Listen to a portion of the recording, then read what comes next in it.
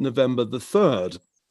Will they, or will he, somehow refuse to go? Journalists have been predicting the coming Trump tyranny for years, including some of my very best friends like Andrew Sullivan, and it hasn't materialized, has it? I mean, the most the Democrats could come up with was that members of Trump's entourage had had improper contacts with the Russians in 2016.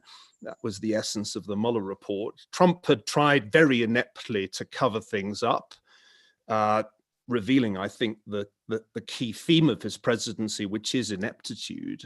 And then we discovered that he tried to pressure the Ukrainian president to dig up dirt on Joe Biden last year. And that was it.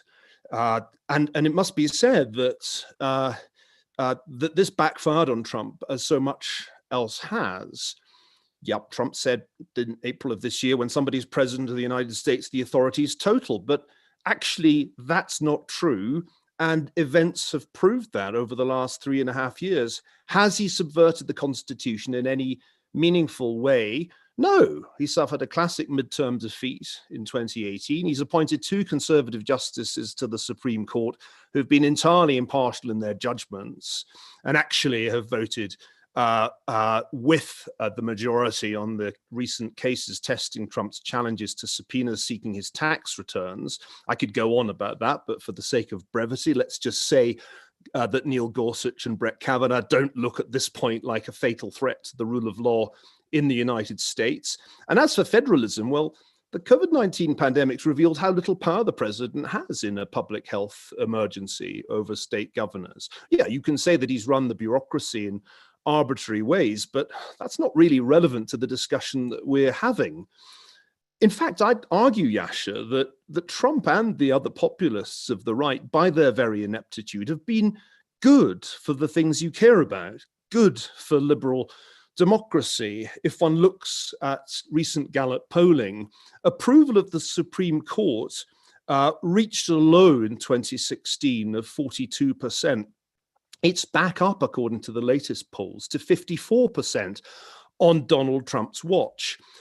Trust in the media, the belief in a free press, reached a low in 2016, yes, at the end of Barack Obama's presidency, of 32% of voters trusting in the mass media a great deal or a fair amount. That's now back up to 41% on Donald Trump's watch. Free trade's often seen as part of the liberal order. It's interesting that the popularity of free trade, which in 2008 was seen as a threat to the economy by 52% of voters, that number had gone down to 34% in 2016, but under Donald Trump, it's fallen to 18%. So just 18% of Americans today think that free trade is a threat to the economy. And the same is true on immigration. 65% of Americans wanted it reduced when Bill Clinton was president in 1995. By 2016, that had gone down to 38%. By 2020, on the latest polling, it's 28%. It's fallen by 10 percentage points under Trump. And I'll throw one more argument into the mix before I change tack. Let's just look at the New York Times.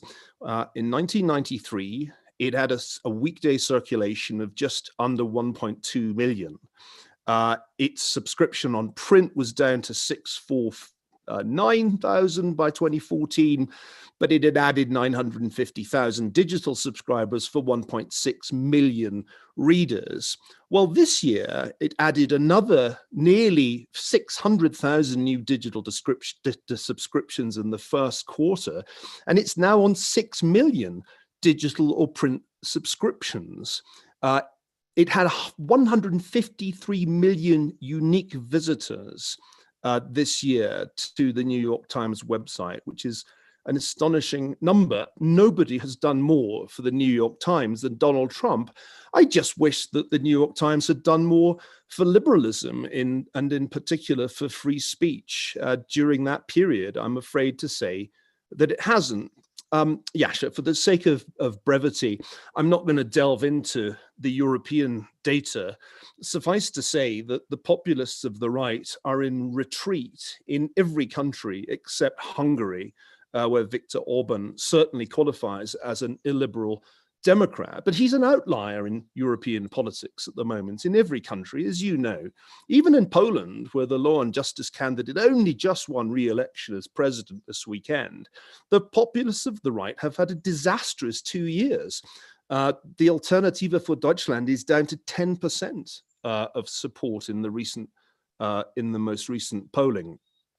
I want to take a moment now to talk about what's happened on the left in the time period that we're discussing, because this seems to me to be a much more troubling story, certainly to me much more troubling than the populists of the right with all their ineptitude and backfiring maneuvers. I think we've lived through the strange death of academic liberalism. Certainly that's been the story of my career. And in the most recent past, the alarming rise of a kind of leftist McCarthyism. It's astonishing to me, Yascha, that over 100 Princeton faculty members signed a letter just the other day calling for the creation, and I'm going to quote here, of a committee that would oversee the investigation and discipline of racist behaviors, incidents, research, and publication on the part of faculty. That is the equivalent of a committee of public safety for Princeton University, and it spells, I think, the end of that institution as a center of free inquiry, because, of course, who determines what qualifies as racist behaviors, incidents, research, and publication? It's pretty clear what the answer to that is. That committee will determine it. And that, of course, is, as any intelligent person can see, an extremely dangerous path for us to go down. Now, I'm not going to go into the details of recent cases when academic freedom has been threatened in ways such as this. FIRE, that excellent organization, has a comprehensive list of all the cases, and there are many. Let me turn to, I think, the more worrying trend that is the trend amongst young people, amongst students who attend universities. Since 2000, over the last 20 years, there have been 379 disinvitation campaigns at American universities, of which half were successful. And the disproportion between left-wing and right-wing disinvitation initiatives is massive. It's almost entirely from the left that these efforts come to disinvite invited speakers. Jonathan Haidt and his colleagues at the Heterodox Academy have produced some really devastating survey data on current four-year college students. 43% think that people who don't respect others don't deserve the right of speech, free speech. 58% say that colleges have an obligation to protect students from offensive speech. 60% of current students think that our society can prohibit hate speech and still protect free speech. Fewer than 70% of conservative students think they can freely express their own views on campus, compared with 90% of liberal students, and more than half of all students and 2/3 of very conservative students say that they've stopped themselves from sharing their ideas and opinions in class. What we are seeing today with the spread of cancel culture beyond the campus into the media, step forward the New York Times, step forward all the hysterical commentary on the recent Harper's letter organized by Thomas Chatterton Williams, is an extremely insidious development, namely the rise of an illiberal, intolerant leftism in our universities and its contagious spread to the institutions that hire from those universities. And you know this, Yascha, because some of your work on European youth opinion bears out what I'm saying. In fact, a recent May survey, Upinions, that I'm sure you saw, revealed to my amazement that 53% of young Europeans place more confidence in authoritarian states than democracies when it comes to addressing the climate crisis. Let me conclude, Yascha, because I might have gone on a bit long, but I feel strongly about this, that if you're worried about liberal democracy generally, and free speech and free publication in particular, you're looking in the wrong place if you're most worried about right-wing populists who've done, by comparison, almost nothing to limit free speech and free publication, which is why there's a torrent of criticism of the populists in every media outlet that you care to look at.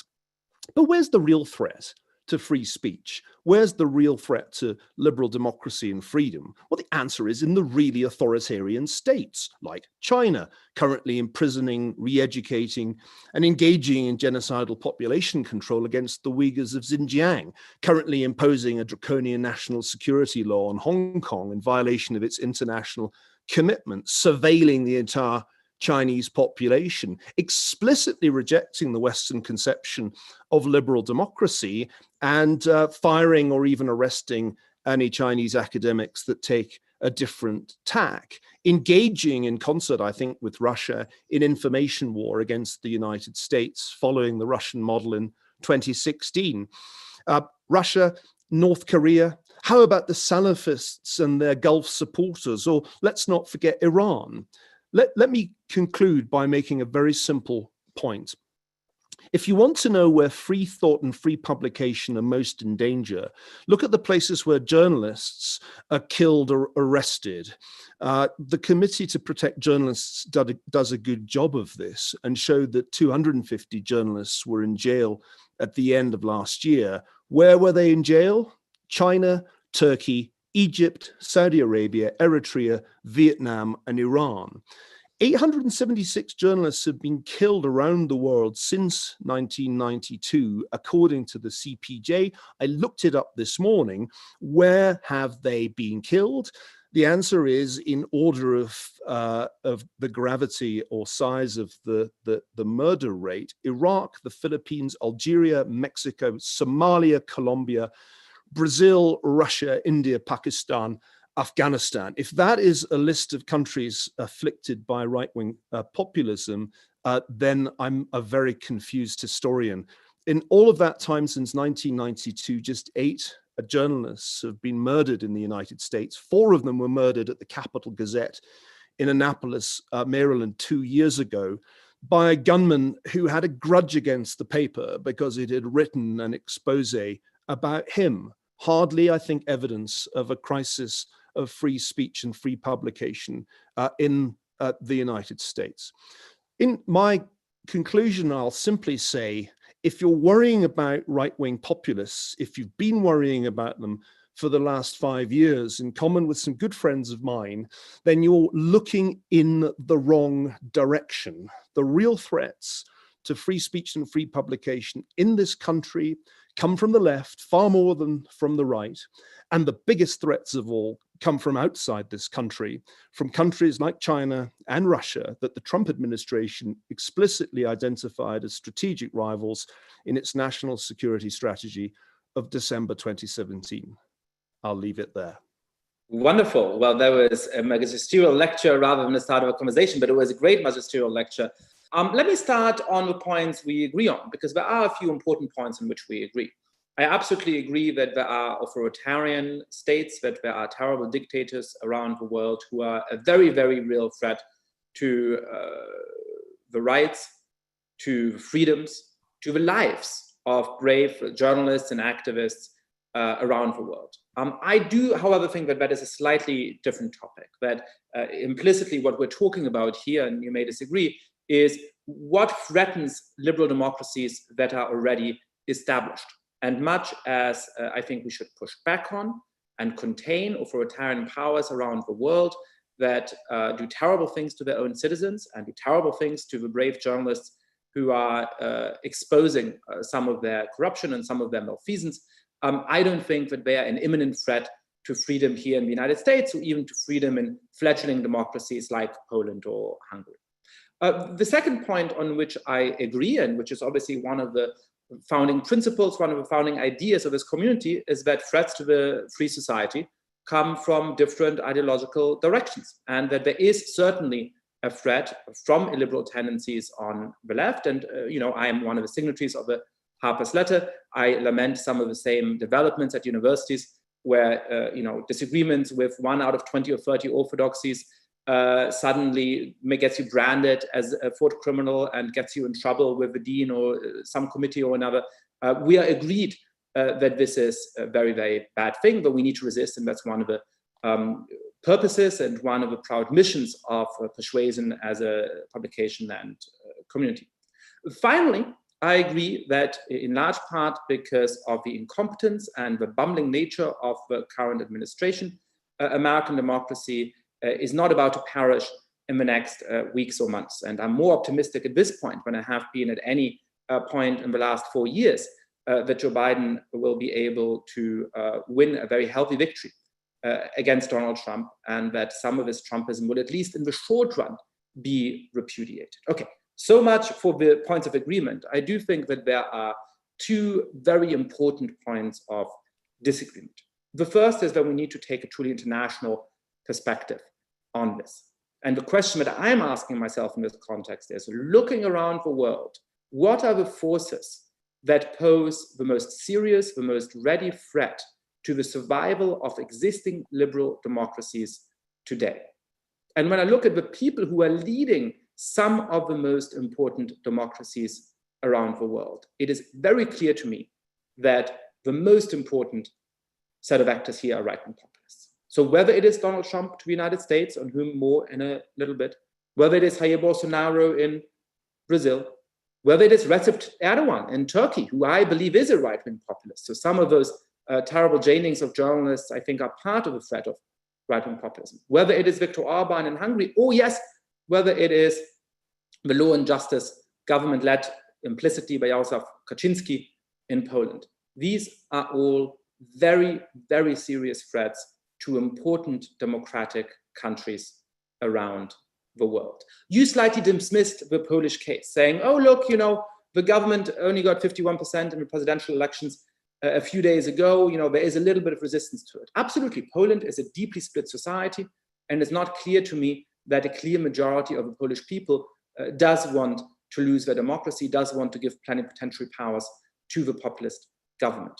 But over the last 5 years, this populist government has completely abolished the independence of the judiciary, which now consists of cronies appointed by the government. The government can even decide which judge covers which case. They have built a parallel court system which administers elections. They have turned a previously independent state broadcaster into an outlet of pure and really disgusting propaganda, not just inciting hatred against the LGBTQ community day in, day out, but suggesting, for example, that the very moderate candidate of the opposition was a secret stooge for Jewish interests around the world, that he would sell out Poland to Jews, presented in neutral terms on the state broadcaster. And they have pledged in the next 3 years to do the same thing to private media, to repolonize the media by expropriating their current owners and bringing them under the control implicitly of actors controlled by the state. And that very government, a couple of days ago, 5 days ago, managed to win re-election by a very narrow margin for the presidency of a country, which means that for the next 3 years, there's no effective check on that.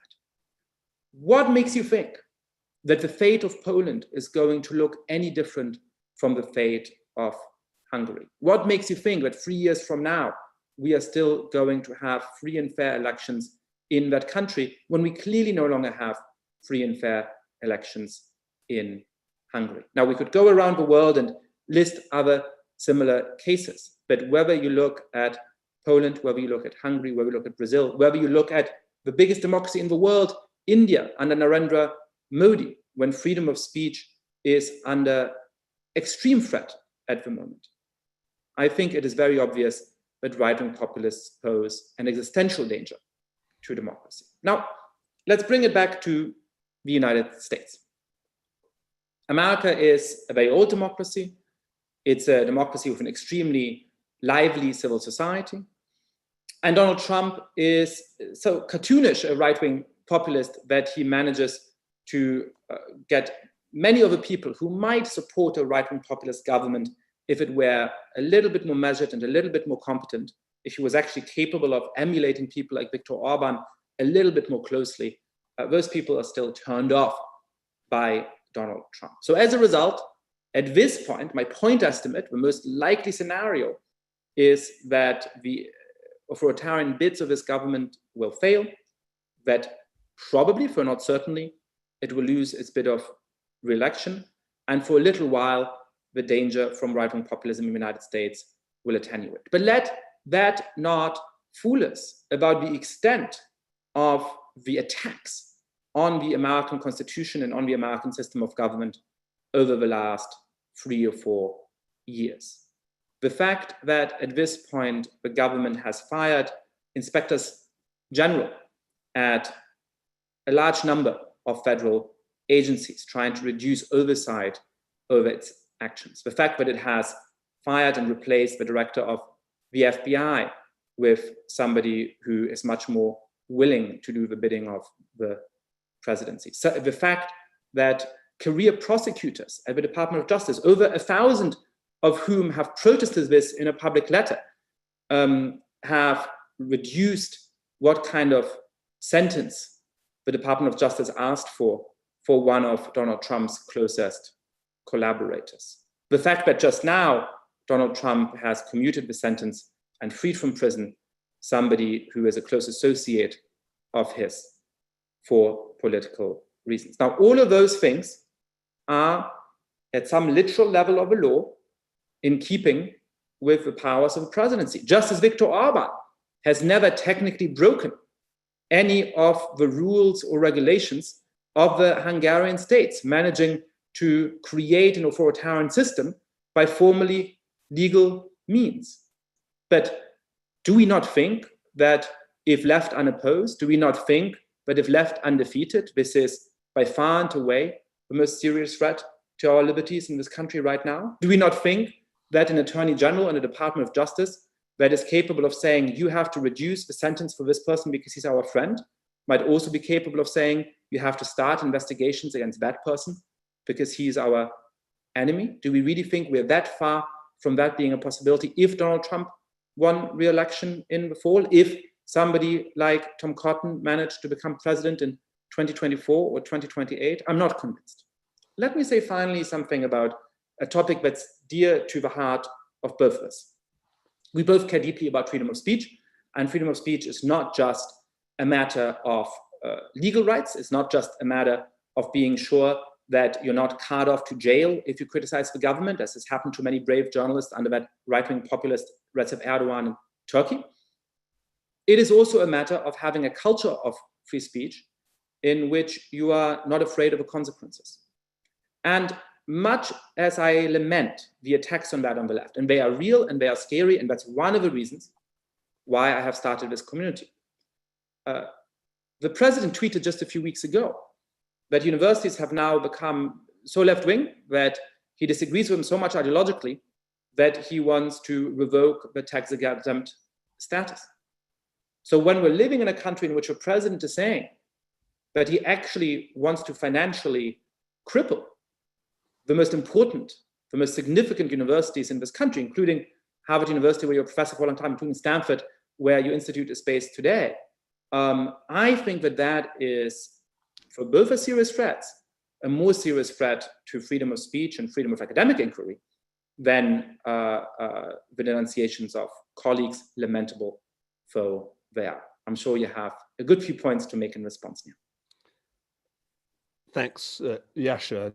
I'm following as we're talking the chat that's going on amongst participants who have a number of whom have made the point that we're or should be as much concerned about illiberalism on the left as on the right, and I think this is where we have common ground. I think of myself as a classical liberal. Rather than as a conservative, though I'm frequently called a conservative. I've been called one by the left ever since my career began.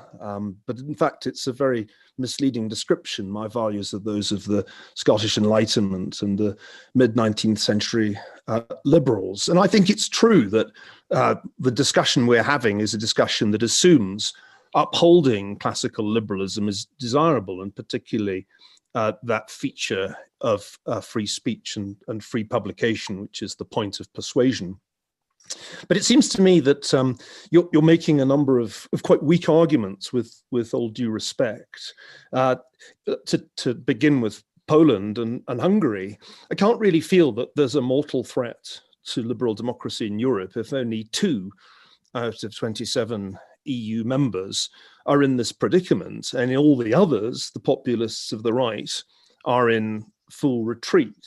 I mean, Poland's an interesting and important country, and Hungary is a place that I also enjoy to visit. But it's not like the future of mankind hangs in the balance in Budapest and Warsaw. I'd be much more worried if the AfD were polling where Orban's party is in Hungary today, but it's not. As I mentioned, it's on 10%.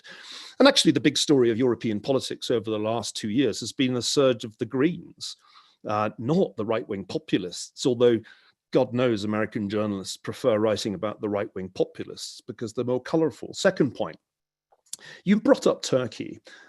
Erdogan is an Islamist. That's the point of Erdogan, and calling him a right-wing populist seems like a kind of category error to me. In any case, when we talk about Turkey, or for that matter, India, a really important question arises. When were they liberal democracies? Because I can't remember. In truth, actually, they were significantly less liberal under the previous regimes. Remember, it wasn't the BJP that imposed a state of emergency in India that suspended all civil rights. It was Indira Gandhi's Congress party that did that. So when we're making these arguments, we mustn't make the sort of slippage that I think you're guilty of, where we start implying that there was once a golden time in Turkish or Indian history when liberal democracy flourished. As for Russia, it's scarcely worth laboring the point that that brief period of democracy when Boris Yeltsin was president was characterized by absolutely astonishing economic mismanagement that made some kind of backlash highly predictable. In fact, Brigitte Granville and I wrote a piece called Weimar on the Volga back in the early period of Yeltsin's presidency, predicting exactly what was going to happen in Russia.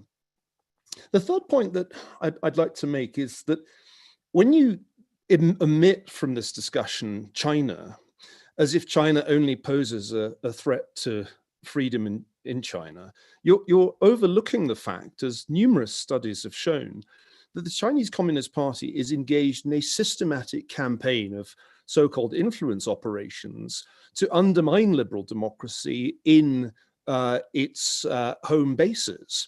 There was an extremely good report on this published last year and co-authored by my colleague at Hoover, Larry Diamond, somebody whose work on the so-called democratic recession I'm sure you're familiar with. And it's interesting to me that Larry has maybe a little belatedly realized the problem that China poses.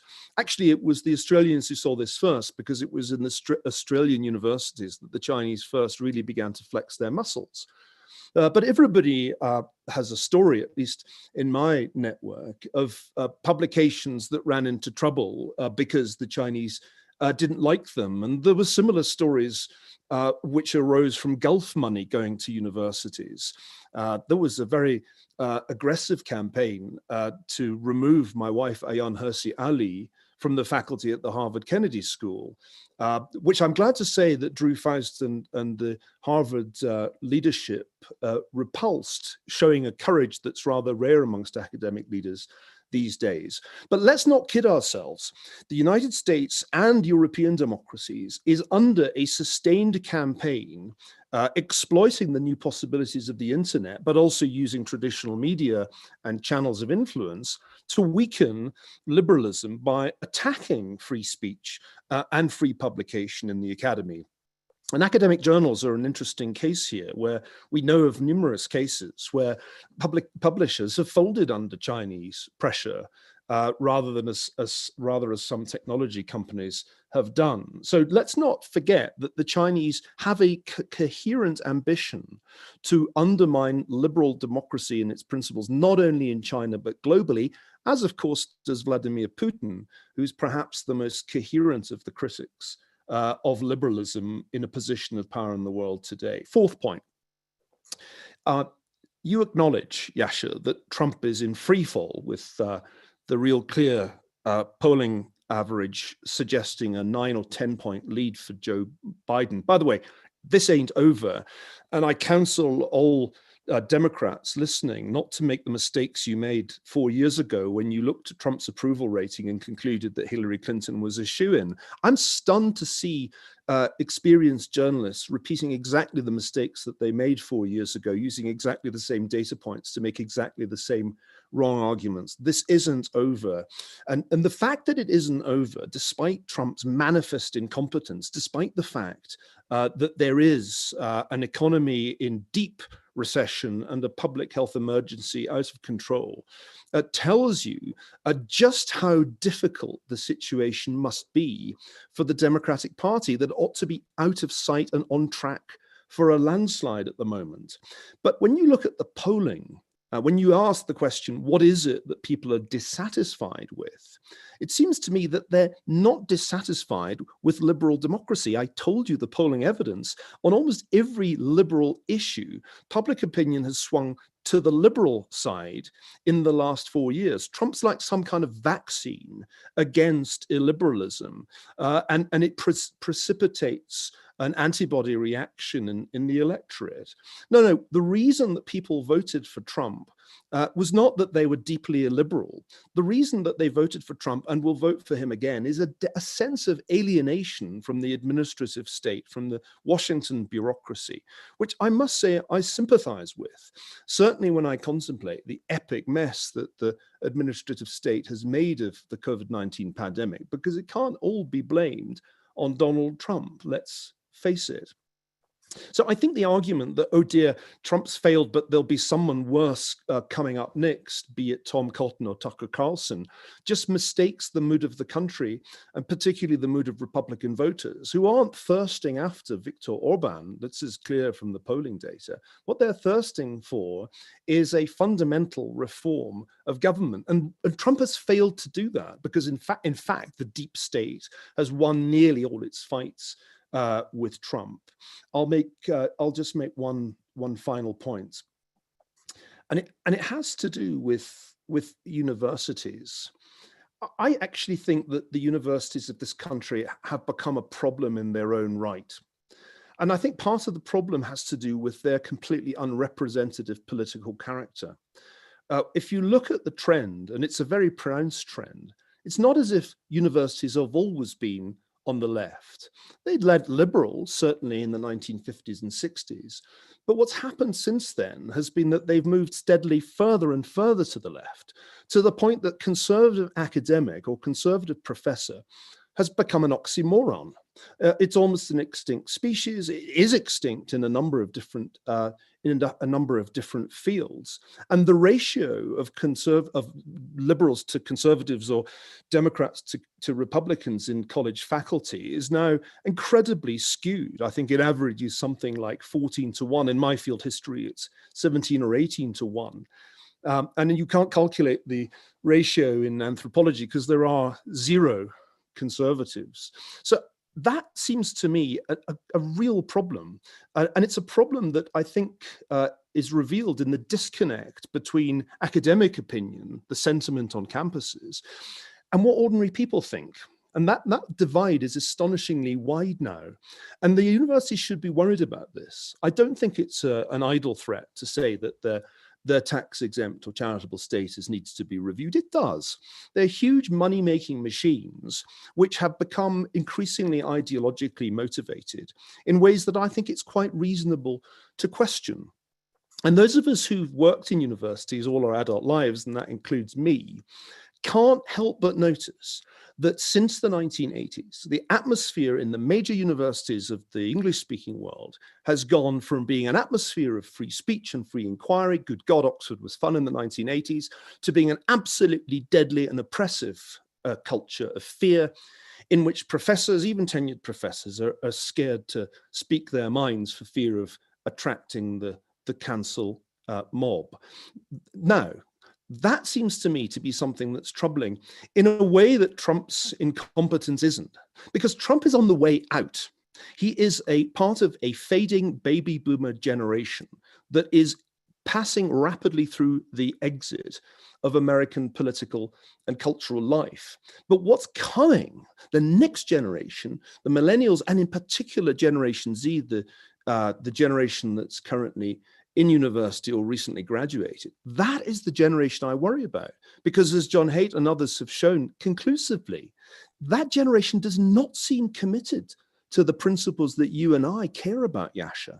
And that's why they're so ready to demand that hate speech, quote unquote, which is of course the 21st century term for heresy or blasphemy, be shut down. So that is a much bigger problem for the future of the United States, especially because the elite universities will staff the elite institutions, both political, cultural, and economic in the coming years. I'll leave it there.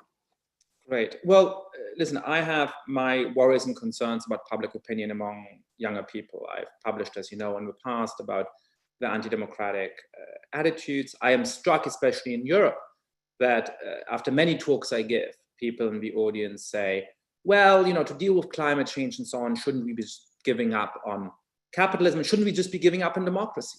Perhaps democracies simply aren't capable of dealing with climate change. I think it's a significant misreading of the evidence, by the way. So I agree with those concerns, but I will defend my students in this very important respect. For I have certain disagreements with them. For I think that many of them have not experienced the deeply corrosive impact of institutions that abandon illiberal norms sufficiently to rally to their defense.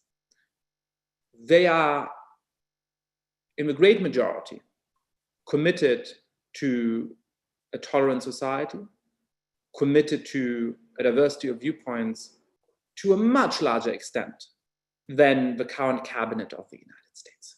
Much as I disagree with them on important things, the idea that they are the greater enemies of a diverse democracy that actually deals with its problems in a serious way than up and down the list of the most powerful people in this country at the moment, I think is just unrealistic. I think it is catastrophizing about the attitudes of youth in a way that does not speak at all to my experience in the classroom and to my experience with the students I have taught.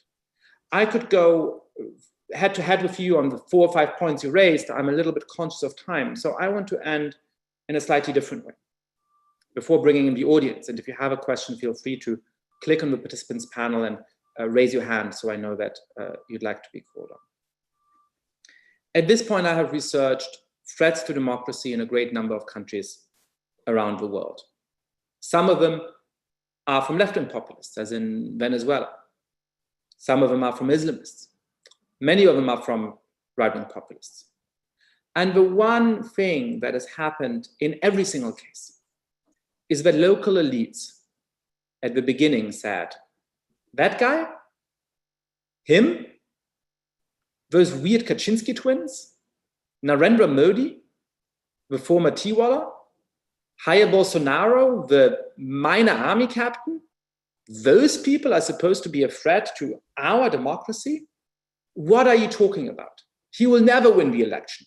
Oh, whoops, he won the election. Well, he will be out of office 3 or 4 months from now because he's a disaster and this will be done because people will immediately rebel. Oh, whoops, he's been in power 2 or 3 years. He will definitely lose the next elections. There's no way that people will vote for this guy again. Oh, damn, he just won re-election. Well, now finally people will go in the streets and make sure that they protest against these incredible power grabs on the judiciary, these incredible power grabs on public opinion. That can't happen in our country. Oh, look, actually it's happening. And so I don't want to claim that the United States is like Hungary or like India. I don't think it is. But I have seen local political and intellectual elites be complacent about the extent of threat that these movements pose too many times in too many countries to be complacent about it in the same way. The illiberal left is a real danger. And it has certainly historically been capable of terrible suffering, of inflicting terrible suffering. But it used to be in pursuit of a nasty but coherent ideology. The Bolsheviks, the Stalinists, had a political system they were trying to implement that was fundamentally different and opposed to democracy. And so they had an ideology and a party and a structure to rally around. The movements at the moment don't have that. And as they take over different institutions, they're going to start meeting greater and greater resistance, just as Donald Trump is meeting resistance, according to you, once he actually holds some power. I don't think that Americans are willing to have the freedom of speech curtailed to the extent that many members of the illiberal left want. I don't believe that most Americans are willing to think about racial relations in the way that Robin DiAngelo advocates in White Fragility. For a long time, these things were unopposed because they were not in the mainstream. Now they're breaking into the mainstream, and that can do terrible damage to the country. And I think a lot will depend on whether we are able to resist that early, firmly, in a principled manner. That is precisely the task of Persuasion, www.persuasion.community, for those of you watching this on C-SPAN or YouTube. It is very important to resist that. But I think the idea that Robin DiAngelo is going to rule this country and destroy its democratic institutions is much more fanciful than the idea that Tom Cotton might. Niall, you're welcome to respond, or we can go to audience questions as you prefer. Well, I think we should go to audience questions, Yascha, but let me just say one thing. You used the expression local elites. You talked repeatedly in your peroration about elites. And this seems to me to give the whole game away, because when you slide from talking about liberal democracy to talking about elites, you give the game away. What happened in Brazil, what happened in the United States, what happened in the United Kingdom, what happened also in Eastern Europe, in Poland and Hungary, was the elites who were running a system based on globalization, free movements of capital and labor, completely lost touch with a very large part of the population, of the electorate. And the populist backlash of 2016, which I remember predicting after the financial crisis, was primarily a revolt against elites who had been the principal beneficiaries of globalization and who had become, as Charles Murray and others showed, completely disconnected from ordinary people, whether in the American heartland or in provincial England or its Polish and Hungarian equivalents. And so if you think the populist backlash that became most pronounced in 2016 was a revolt against illiberalism, when it was in fact a revolt against quite corrupt elites. I mean, Brazil, hello? I mean, have you forgotten what befell the two previous presidents? The Labour Party, the Workers' Party of Brazil, was shot through with corruption to the point that a revolt was bound to come. And in each case, there's a democratic impetus behind that revolt, much more, I think, than there's an illiberal one. I do not blame Americans in the so-called flyover or red states for the frustration that they had come to feel by 2016. And I don't blame them for thinking that Donald Trump would be a wrecking ball against a corrupt deep state personified by Hillary Clinton. But I remember warning them that he would almost certainly disappoint them and fail to deliver. And that's why I stick to the view that populism of the right has a short half-life. As it did in the late 19th century, it closely resembles that period, our own time. And you must remember that the populists were ultimately a failure from their origins in the 1870s until they fizzled out in the 1890s. That's what's happening now. And thinking that they're the problem is the classic mistake, I'm afraid, that intellectuals are inclined to make. And as they focus obsessively on the tyranny of the right, which is in fact a figment of their imagination, just as it's a figment of of it can't happen here and the plot against America. They miss the people sneaking up behind them from the left who pose a far more profound and I think enduring threat to free speech, free inquiry, and free publication. Sure, there are enemies on both sides. That's the whole point of setting up something like Persuasion and having a discussion like this. But the great mistake that I see being made all over the academic world, in the media, even in the corporate world, is to think that the real enemy is Trump and what you have to do is appease the left. You talked about elites, but let's talk about power. You said power lay in the cabinet of Donald Trump. Come on. Have you been to Washington recently? Power in the United States, and here let me be the good Marxist that I am, even if I do side with the bourgeoisie, is far more in the hands of the S&P 500 companies. And what is their response to the threat to free speech, to the threat to free publication? It has been consistently over the last few years to chuck money indiscriminately at organizations from the Southern Poverty Law Center to Black Lives Matter that are not fundamentally committed to the ideals of a free society. Yes, I'm talking about you, JP Morgan. I'm talking about you, Apple. Powerful corporations that uncritically appease the illiberal left are a much bigger threat, it seems to me, to what we're about, what we're trying to do. Trump, who's on his way out, and in a time frame, Yascha, that's measurable in days. I am very tempted to respond, but I want to make sure we hear from some of the wonderful members of our community. So Andrew, why don't you go first? Thank you very much, Yascha, and thank you both, Niall and Yascha, for putting this on. I think this is exactly what's needed and in line with the Persuasion community. I just want to make a few comments about what I've heard, and obviously from being a longtime reader of both of you. Niall, from a lot of your work, it seems like you argue more that the threat to liberal democracy is from the bottom up, you know, Twitter mobs, fiery student unions, corporations responding to public pressure, media outlets with liberal values. And Yascha, I think you're taking more of a top-down, or the threat comes from the top to the bottom, where you have openly anti-pluralist political parties, these parties packing independent courts with partisans, you know, blatant abuse and execution of power. So it seems to me you both are making the right points. This, the attack on liberalism or the center, is coming from two different areas. So I guess the question I have to either or both of you, are there any simple steps that can be taken, whether they're enshrined in the law or not, that protects things like courts, journalists, you know, individuals, even from both the bottom up and the top down pressure? Or is this simply just something we cannot enshrine in law or do as a society, and this is just a matter of, you know, individuals all over not appreciating liberalism or the values of liberalism and free speech? Thank you. So first of all, Andrew, I need to have an angry word with you, which is that you're very welcome to have a dog barking in the background, but you got to show the dog to us. We want to see the cute dog. I apologize. We just got him. Show him to us. And the serious point, I think, is that this is one of the ways in which liberal democracy is really threatened. This is one of the ways in which it's very hard to defend liberal democracy. It's tempting to think, let us just codify every single norm.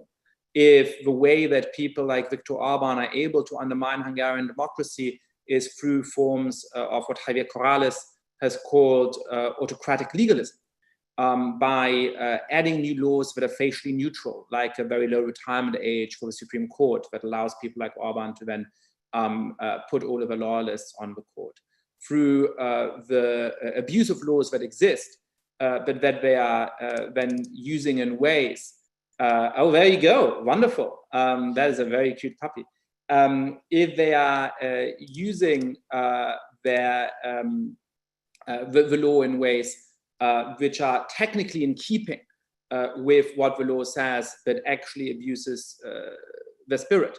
And a very, very important tool of the law, which, by the way, Donald Trump has been using more and more, the non-use of the law. If we say we are going to prosecute all of our opponents for certain things, but when one of our allies commits a crime, we will ensure that they don't go to prison for it. Well, I fear and I think that all of those are very dangerous. And there isn't a way of getting around that by codifying every possible circumstance in society. That's why we need a robustly liberal public sphere, why we need people committed to liberalism. On that, I think Niall and I agree. Now, I think there are some people on the left who are no longer committed to liberalism, and that's one of the things that this community wants to fight and oppose. But the people who aren't committed to liberal values, the people who openly and blatantly attack those liberal values, are actually the President of the United States, the Attorney General of the United States, are actually in power in this country. And that's why I think, for all of the scary letters written at Princeton and for all of the misguided decisions that companies like Civis Analytics are taking, which I find horrendous, that is the smaller danger than the President and the Attorney General of the United States. Niall. I'll be much briefer because we don't have much time. 2 points.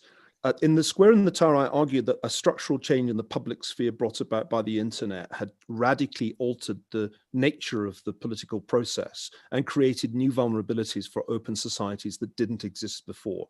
Have we learned the lessons of 2016? No. Have we altered the way in which Facebook, Twitter, and other platforms, not to mention Google, are used politically and abused potentially by outside forces? No. We've done next to nothing, which is why this election is going to be a huge mess in ways that people, I don't think yet, have grasped. Second point, in The Great Degeneration, I said the answers to some of the problems, at least, must be to revitalize associational life, which has been in a sustained decline in this country for decades, C.F. Murray, Putnam, and others, and also to address fundamental pathologies of the rule of law.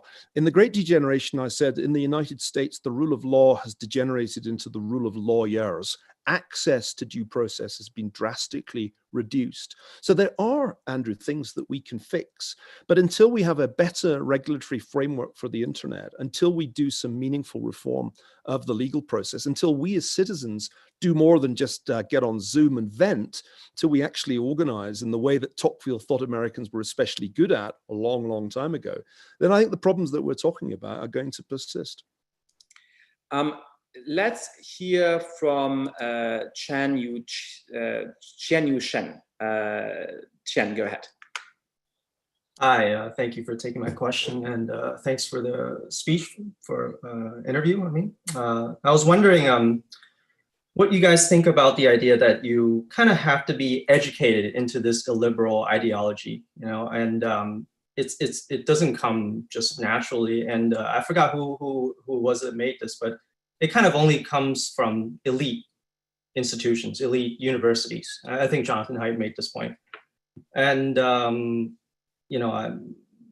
just what you guys think about that. Because I know, Yascha, you mentioned that, this is just Princeton and your students, you don't see it reflected in the people that you interact with in your institution, but seems like it is somewhat widespread too. Yeah. Shall I go first this time, Yash? I mean, Ken, it seems to me that we'll be making a mistake if we think it's just happening at Harvard and Princeton and Stanford and Yale. I mean, it's a generalized phenomenon across education and down into K through 12. My own 8-year-old son complains to me about the kind of indoctrination that he's subjected to. The school he goes to sent round an email just the other day saying that we should all be reading Ta-Nehisi Coates. Absent from the recommended reading on race were any of Ta-Nehisi Coates' critics. So we have unquestionably a crisis of American education, which now skews to the left across the board. You could probably trace a good deal of the mischief back to the way that teachers are trained in this country. But I think there's no question that the kind of ideas that we sometimes call woke by way of shorthand are ideas that are taught. They're certainly not ideas that are shared by the non-college educated part of the population, and that is very clear. And this goes back to my point about the cleavage between educated America and less educated America, which is in some ways the real cleavage in our politics today, much more, I think, significant than cleavages of race or any other sort. I think there's a major problem here. And to go back to Andrew's question, what can we do? I wish I knew an answer to this problem. You know, there comes a point when institutions are irretrievably captured by an ideological faction. And in that situation, all you have to do is found new institutions.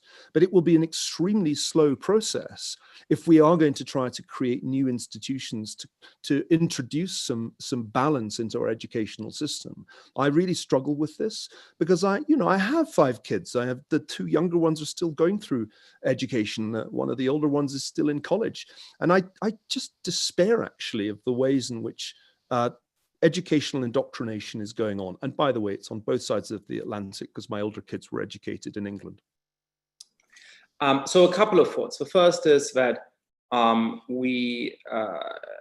there are certain kinds of beliefs that it's only possible for very, very educated people to have. This is a point that Christopher Hitchens, who I fancy would be happy to join us in this debate today, made many years ago, that there are certain kinds of absurd theories that you have to be pretty educated and pretty smart to believe. I think the idea, for example, that it's only possible for white people to be racist towards non-white people, whereas it's not possible for non-white people to be racist towards other non-white people, or it's not possible for non-white people to be racist towards white people, is the kind of idea that you have to be pretty deep into ideology and pretty deep into our higher education to find at all plausible. So there's a lot of this, which is the origin from on top, taught to everybody else. And one of the ways to think about this current moment, I think, is that we have an American civil war, cultural civil war among the elites. And actually, when you look at opinion polls, a lot of the time, the country is a lot less divided and frankly, quite reasonable on many questions. And so the question for the next 10 years is, will the elites manage to re-educate everybody else, or will everybody else manage to resist the imposition of the civil war among elites on them?